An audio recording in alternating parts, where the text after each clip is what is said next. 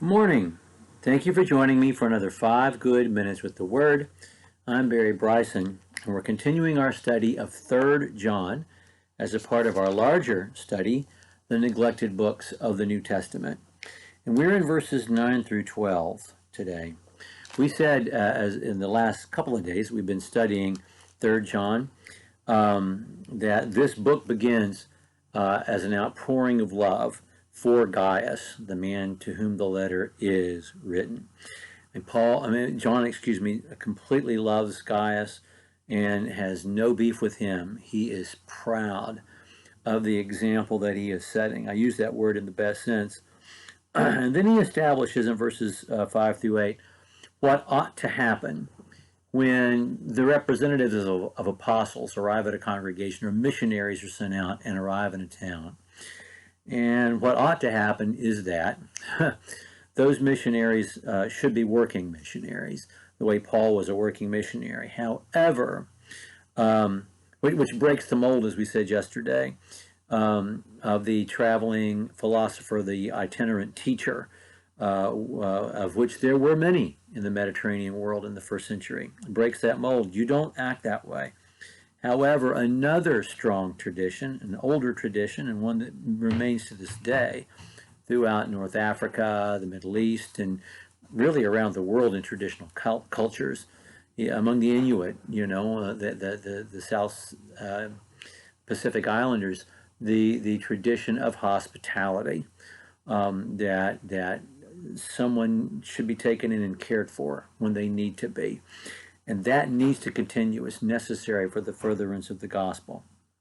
Today, we find out what's actually going on, what has troubled John in verses 9 through 12. So let's read those verses. I wrote something to the church, but Diotrephes, who loves to be first among them, doesn't accept what we say. For this reason, if I come, I will call attention to his deeds, which he does, unjustly accusing us with wicked words, and not satisfied with this, neither does he himself receive the brethren, but he forbids those who desire to do so, and puts them out of the church. Beloved, do not imitate what is evil, but what is good. The one who does good is of God.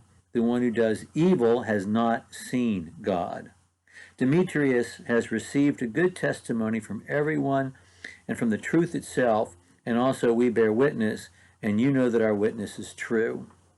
I probably should have included verse 12 in tomorrow's lesson about the final verses, but it seems that the immediate issue at hand is the reception of Demetrius in this congregation, or this community where Gaius is a member of the church. Demetrius most likely is carrying the letter, and he needs the hospitality of this group of Christians, and John expects him to receive it. We've met a Demetrius already, but that Demetrius is not necessarily a nice guy. He's a silversmith who is a persecutor of the Apostle Paul. We don't need to discuss that background. When I was at Ohio Valley College for 3 years, I was the president of the Timothy Club, which is the preachers club there, Bible majors club. It was called the Timothy Club. And I remember one older preacher came and asked me. He came to speak to us, and he asked me, why do you name this the Timothy Club? And I said, well, we named it the Demas Club, but no one showed up for meetings. And then we named it the Diotrephes Club, but we couldn't elect a president because everybody voted for themselves. So we settled on the Timothy Club, which I thought was quite funny, and he did too. But our sponsor, Clifton Inman, was horrified that I was such a smart aleck. But then he should have gotten used to that at that point, because I'd certainly given him plenty of evidence that that's exactly the guy I am. Well, Diotrephes is the guy I was talking about, and this is the guy we meet. This letter is about male egos and the destructive force that male egos can be in any endeavor, including the Lord's church. When we talked about 1st and 2nd Peter just a few weeks back, We said First Peter was a primer, a textbook for dealing with persecution. Second Peter is a primer, a textbook for dealing with false teaching. Well, this letter is not a textbook, not the way First and Second Peter are, or Philemon is a textbook of persuasion. In fact, I'm not even sure exactly what John expects Gaius to do, other than to take care of Demetrius and to not be bullied by Diotrephes. But it is a statement. It is a manifesto about the destructive nature of male egos and the expression of those egos. Paul's already dealt with this in several of his letters. In the pastoral letters especially, he talks to Timothy and to Titus about those issues surrounding guys being guys and not acting like they have some sense. He talks in Timothy about the men of Ephesus, thinking of themselves as knowing more than they actually do and arguing over things that don't matter, and that Timothy should not put up with any of that, and that he also should not put up with them bullying him. And he says similar things in Titus.